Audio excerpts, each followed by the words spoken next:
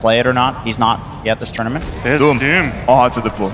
This hero is still in the pool actually against Windrunner and Void. But we have, I mean, Late game is the supports having force steps. I think that's what you want to use have. the blood grenade. Oh. Back into the tower he goes. MC, the blood grenade now placed onto him. Another blood grenade on top. Pakaz will fall first. Taiga gets first blood. And Yuragi counting on Matthew a bit. Another blood grenade used, which will, in fact, get that kill onto Kitrak. Reliable catch. Now, Matthew showing himself, and as usual, this bounty hunting early on is very impactful. Another blood grenade just to secure the kill. You know, it's like you're looking at multiple aspects at the same time. Another attempt top, nice blind. Still 3 members of EG here. They're going to take out Taiga.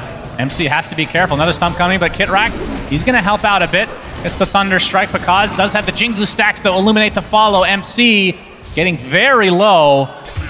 And they do find the kill with that last Janata. Connect fully. BZM, he's going to be spotted now by Matthew. X marks into Torrent with the Tidebringer doing so much damage. Trying to pursue him through the trees. And that is going to be another kill via Matthew's ganking. That is in all 3 lanes. He's had huge impact. That is such a beautiful and unexpected kill. That was basically perfect the way they set that up. But now that he's gone, Pakaz is in a little trouble. Trying to get those Jingu stacks up. Matthew, he finally comes back into the top lane.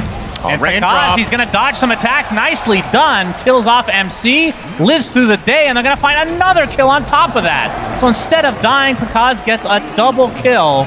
Yeah, thank you for pointing out the dot in the fountain as well. That's right. Yes, he has been. MC, he just TP'd back here. Illuminate's coming. Boundless strike to follow. Down he goes again. 8-2 for EG. And BZM is forced to try to help out now. Matthew, he's going to get Frostbit. There's the focus fire to come from BZM. Going to pop that wand with the shackle shot now, but it's not going to be enough because it's going to go invis. They don't have vision. So BZM forced away. See, Smile has come now with that haste rune. Bottom lane as well. Whisper solo they kill the Faceless Void on the other side of the map. EG's getting literally everything. They're getting the Wizard Room. No, it is denied from BZM, so very small silver lining. Power shot misses, but wouldn't have been a kill anyway. The Bounty Hunter has obviously been crushing the lanes, but you also have Doom scaling. MC, Matthew showing himself again. Here comes the first boat of the game, and MC dies again. He's spotted by Matthew, who's level 5 right now. There's nobody else near, so I don't think he's going to have enough damage. Although he time walked. The tomato could help out. Yep, after the time walk especially. Gonna pop the wand to try to stay alive. TP's coming in. They actually has to use the Chronosphere. Maybe they can get the kill on top of this now. The Frostbite. Look at how many members of OG have come to try to count. Black can't speak. Matthew. He's actually gonna live. No. Finally, the glimpse comes out. They lose the Crystal Maiden, so it's a 1-for-1 support-wise. As EG. I mean, at the very least, even if they don't get that kill on the Faceless Void, they force him out. Away. It's a completely fine result for EG because they force Chrono. And we have the X marks. Nice shackle shot. Yeah, gonna avoid the Torrent as a result. Pakaz, though, is in the area. Looking for the opening. He missed the tree. Oh my god, another kill for EG on a core. Vanguard, instead of going for like the typical Midas that we would see, feels like they want to fight immediately and just take advantage of this big lead that they have. Kitrak, he's going to be found. Gets the kinetic field off. Might live as a result, but CM will not be so lucky. He, as Whisper, was thinking about using Doom again, but we'll play it safe. In with Glimpse here. Yep, they see him. They glimpse into the kinetic field. This will be a pretty big kill for OG. They need it. Yuragi gets there with the time dilation as well. Primal War from the sideline. Whisper is going to stay alive. No. He gets off the mech. He gets off the Doom. And now Yuragi's going to pay the ultimate price. Focus fire still applied to Whisper. He's going to get blinding lit back. BZM trying to finish the job, but he's going to end up dropping as a result. Getting extremely low. He's tracked up. Down he goes. 4 dead for OG. And those are track kills. How the hell could not have gone worse. They used literally everything. Even that failed for OG. Yep, another track. MC. He's going to get some backup in the form of Kitrak. Yeah. Swims back onto Matthew. Gets off the double track, but looks like OG should be able to get this kill at the very least. You can see Pakaz on the trees, and like you were talking about, they control this area in order to secure that. And that is going to add insult to injury. Yuragi does get the Midas, and the Chronosphere is placed on the Matthew. And that will result in a kill, which ruins the scoreline, but good news for OG fans, they get something. But of course, 14.5 minutes in, Chronosphere on a Soul Bounty Hunter, not exactly what you want in a normal game, but and we really could have won this fight with Chrono. It's just not the case. KitRack, he's found, and he's brought down. Have an idea. Oh, trust me, they know they're for it. They've been here enough. Dust. We'll spot Matthew. KitRack just needs a little bit of vision. He's going to be able to get the glimpse back. And this will lead to the kill, even using a freezing field just to make sure that they get it. Yeah, they kill this bounty hunter. It's the only kill they found all game, with the exception on a singular kill on the Monkey King in the top lane. Bounty has 5 out of 6 deaths. So everybody else with a clean game. He's showing himself, gets off the slow. Whispers here with a casual right click, and that'll be the kill onto the Disruptor. Chronosphere from Yuragi trying to take out this Keeper of the Light. Nice shackle shot to fall. The panel talked about that combo, and a couple kills going the way now of OG. Pakaz jumps in though, gets off the Wukong's command. He's all alone. Interesting decision here. C-Smile has now come to back his teammate up, but not a whole lot was gained from that Wukong's command. And EG are going to have to back away now. Chronosphere is like their big Roche taker in terms of fighting in that pit area. But C-Smile's going to find BZM. X marks. Shackle's going to disrupt this combo, but he actually ends up connecting anyway. Boundless Strike onto 2. Pakaz pops the BKB, and KitRack is just dead on the sideline. Literal collateral damage. He took a Boundless Strike and a Kunkka Cleave, died 100 to 0. They didn't even have to get good procs with... Yeah, okay. I mean, that's the dream. There's no better combo that they have, and right? They're going to find He's going to get Frostbit, Focus Fire, set up by the Shackle shot. Tavis is going to keep him alive a little bit longer, but will fall in the end. Taiga now going to feel the brunt of Pakaz's right click. Oh my God! Pakaz! Oh my God! All right. Roche number 1, a freebie for EG.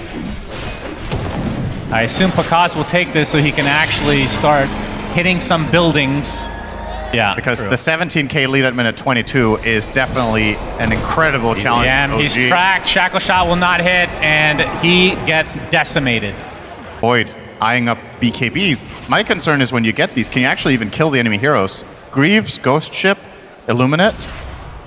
The Caudal has... He's dead. Oh, hello.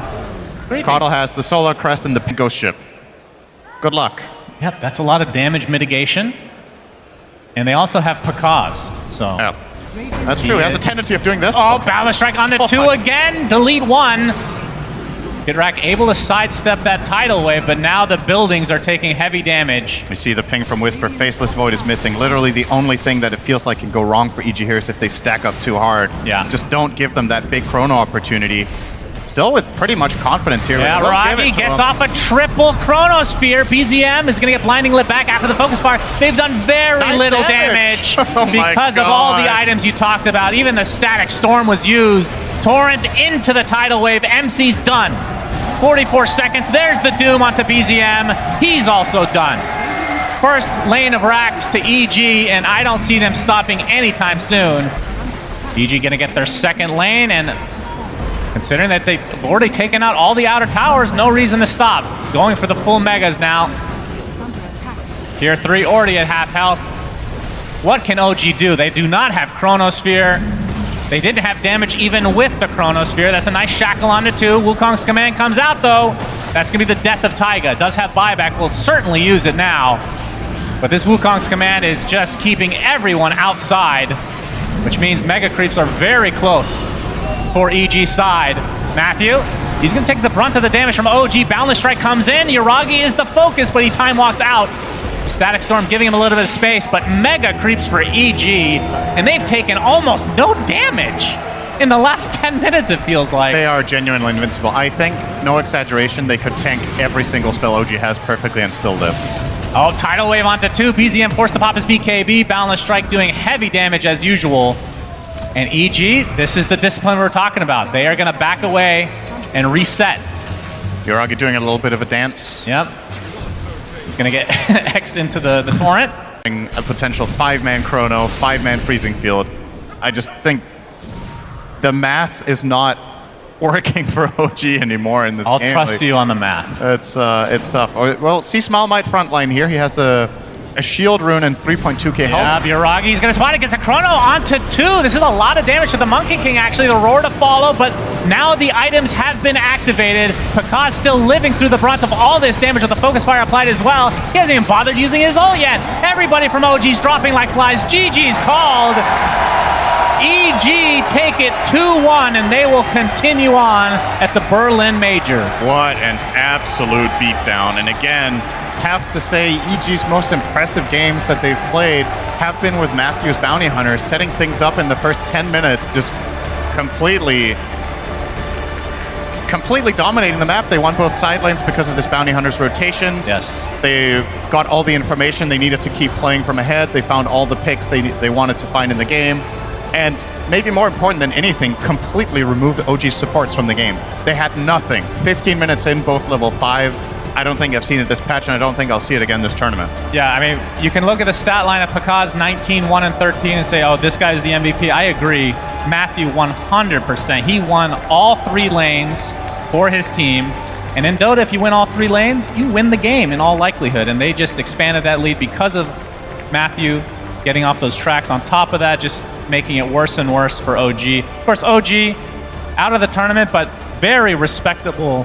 I mean, this is a pretty big accomplishment considering that they have 2 stand-ins, which I know they've done before, but it stands to reason that it is difficult to play with new people. They still played a great tournament, and I don't think you can fault any of their stand-ins for the results that they were able to accomplish. I think in this game, the way this got out of control really fast, you put other players on these heroes, it's a matter of the first 5 minutes. I don't know if replacing a player here or there would have solved that with how this all went down. For me, a huge strategic win for EG after the early game, just so clean. And yeah, OG, I mean, still, as you said, still a solid result. So, but obviously they wanted more.